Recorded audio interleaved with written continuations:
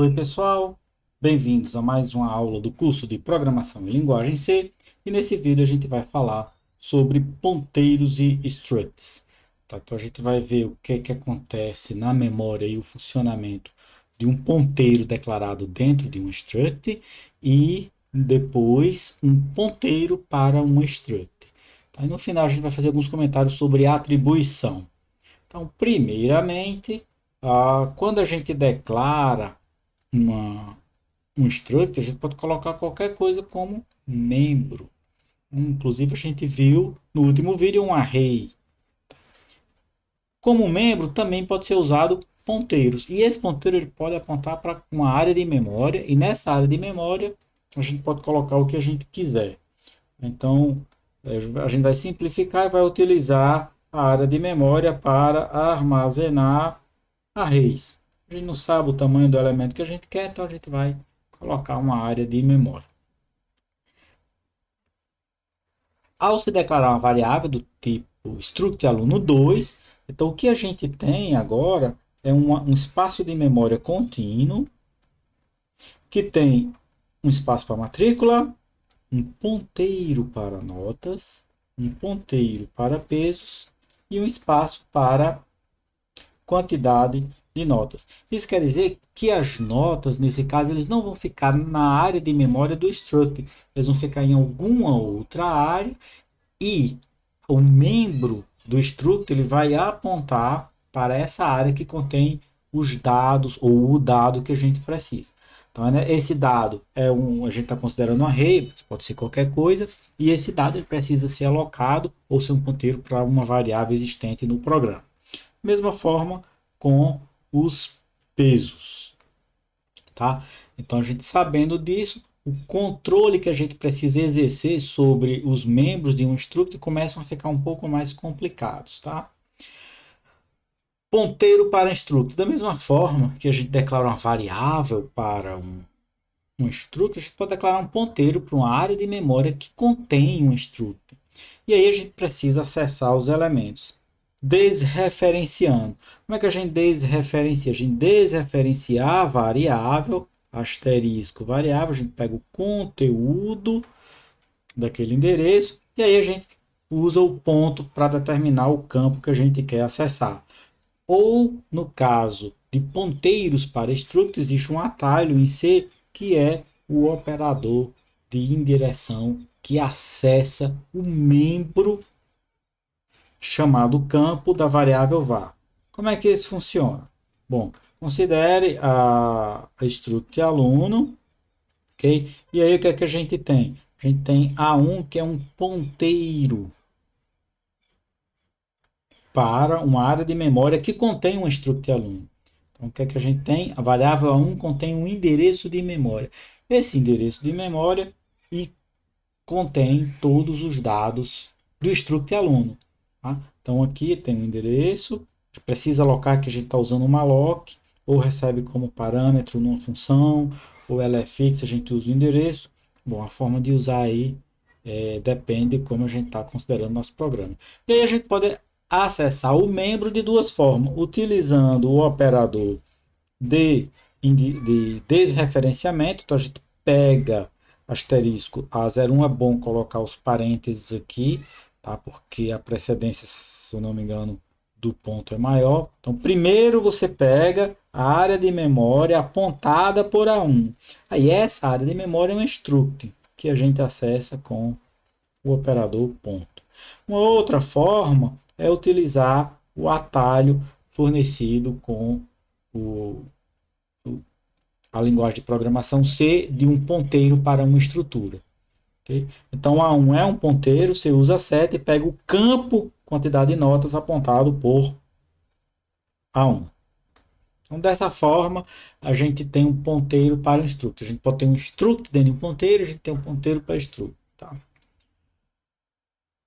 Notas sobre atribuição.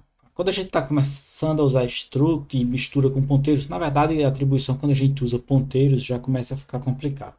Então, vamos considerar as seguintes estruturas: aluno 1 e aluno 2.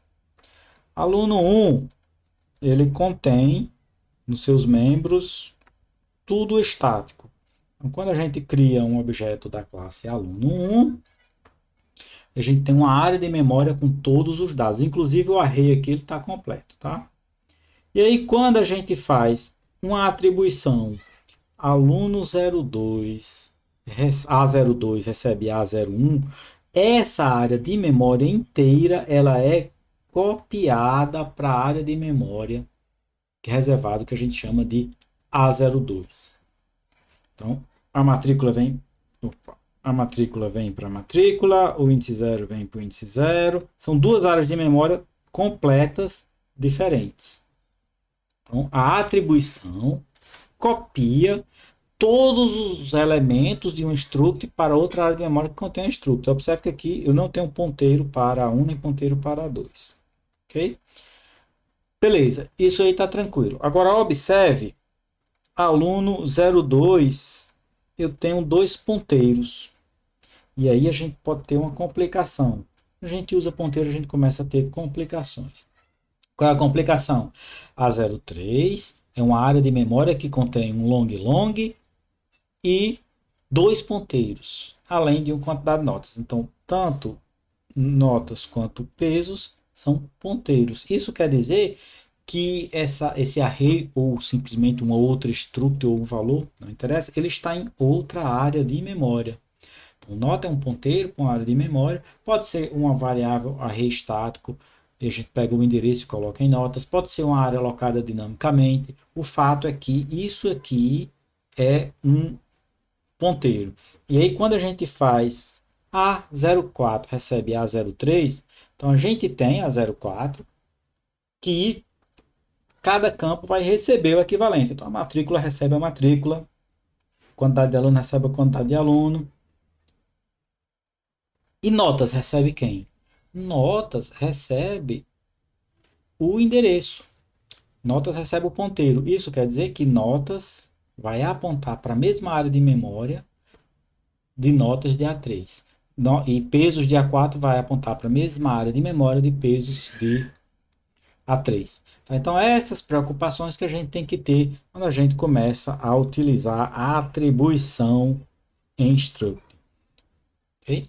Então, fiquem ligados nesses detalhes, tenham calma, façam pequenos testes. Da mesma forma, eu posso ter ponteiros. Agora eu tenho tudo ponteiro. Olha só o que é que eu tenho aqui. Ó. É tudo ponteiro. Eu mantive a estrutura do código a mesma, com duas atribuições. Quando a gente tem esse monte de ponteiro, o que é que acontece aqui? A1 aponta para uma área de memória. Observe que aqui A1 aponta para uma área de memória, que contém uma estrutura. Essa estrutura pode ser alocada com malloc, tá?